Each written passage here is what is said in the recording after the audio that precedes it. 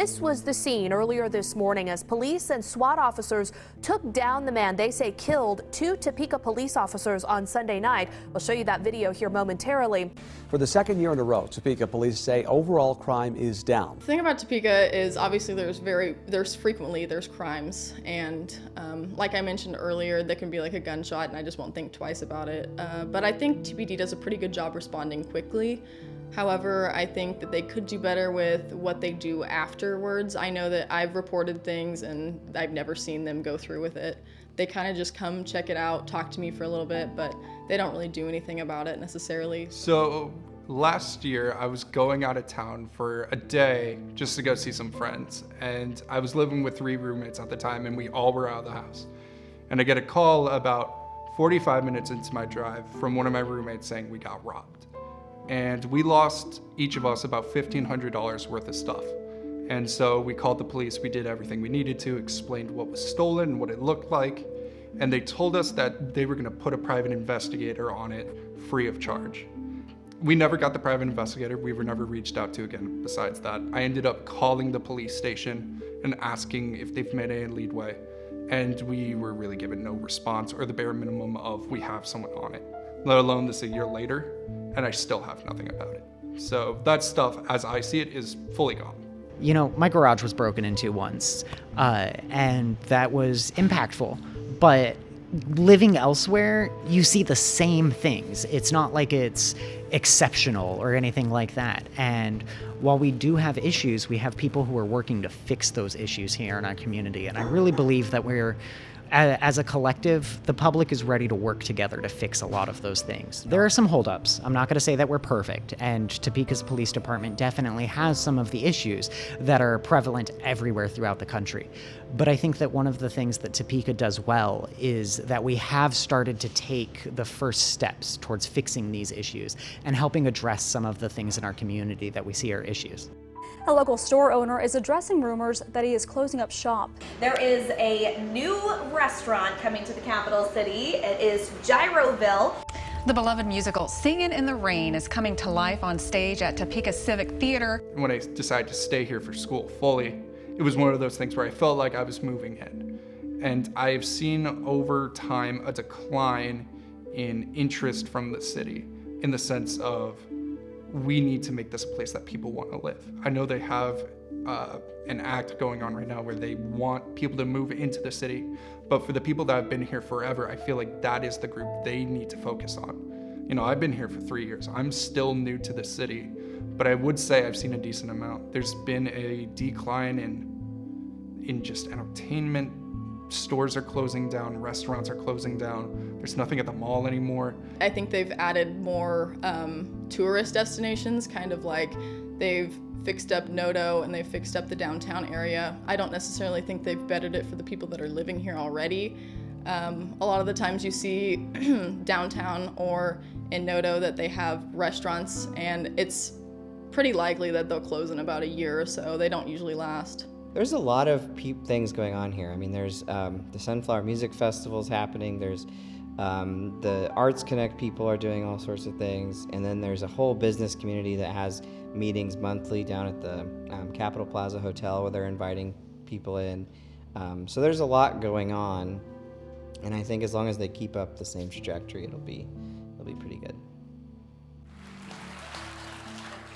Meanwhile, the city of Topeka will pay you up to $15,000 just to move there.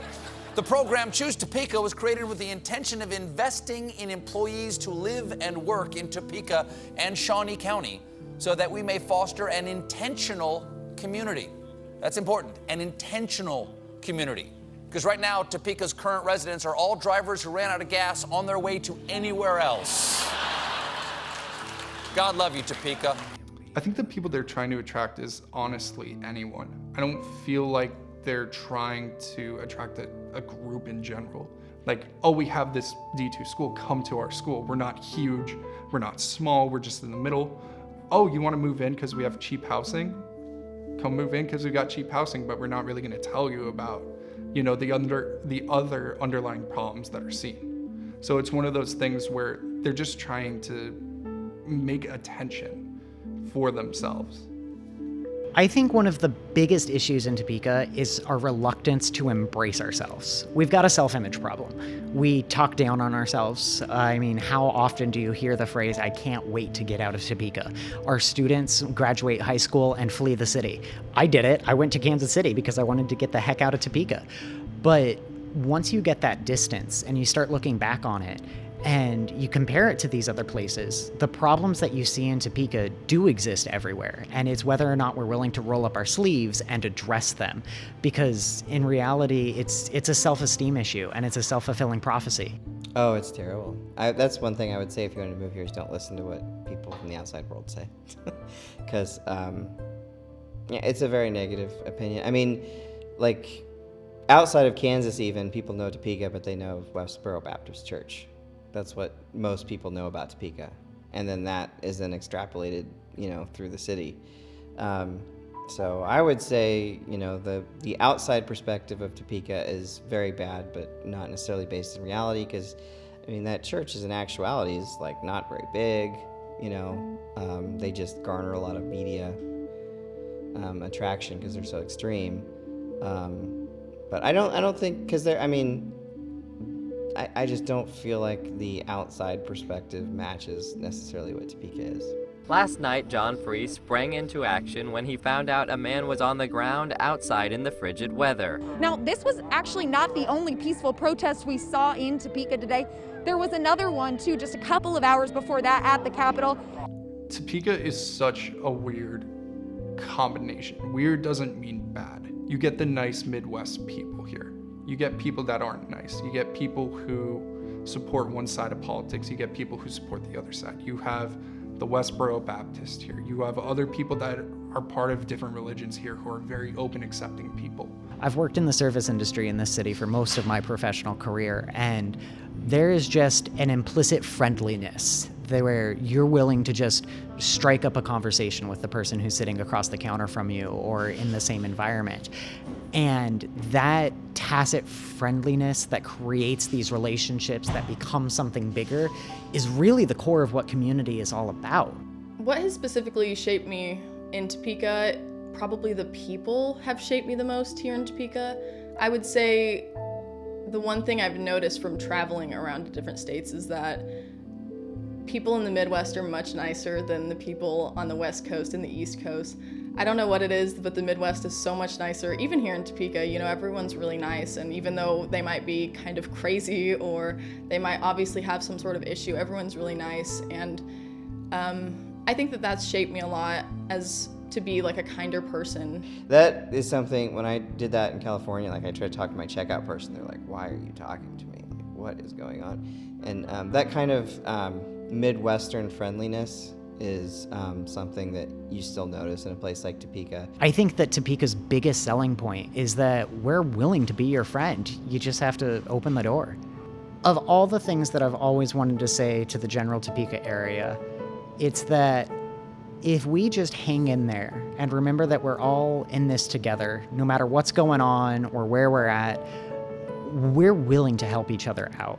And if you take that step to help one of your neighbors, one of the strangers in your community, that will be coming back into your life, because this truly is a community, not just another big city. I think if you can find the career that you want here in Topeka, I would say live here and settle down here and have your own family here. But if you can't find the career you want here, I would say leave Topeka. If you want to stay in Kansas, I think it's a great state, but if not, leave. Ultimately, you want to live in a place that you're happy to live there, that you have opportunities, that it's not stressful to do things. Topeka, you never have to fight for a parking spot. The traffic is nice, even if the roads are a little bumpy. But you can go out and be free and kind of do what you want to do without a whole lot of hassle from anything. When I moved here, I never saw a photo, I never saw a video. I just saw the Washburn logo, and that was it. There was nothing else. So I went in blind. And I remember thinking to myself, driving down, I think it's McVickers Street, where you see the waterfall and the houses before, I remember thinking, oh my God, what did I get myself into? And then when I got to Washburn and you see the waterfall and you see how beautiful campus is, I remember thinking, a 180 turn of just my opinion, where I get to spend 4 years of my life here. This is amazing. And I remember turning around and seeing the Capitol building and just how beautiful it was, and being almost overnight thinking to myself, this is home. You know, you can call anywhere home, but it takes a certain something to make a city home. And so when I see our home being changed, whether it's for the best or the worst, it's definitely defying to one's image of it.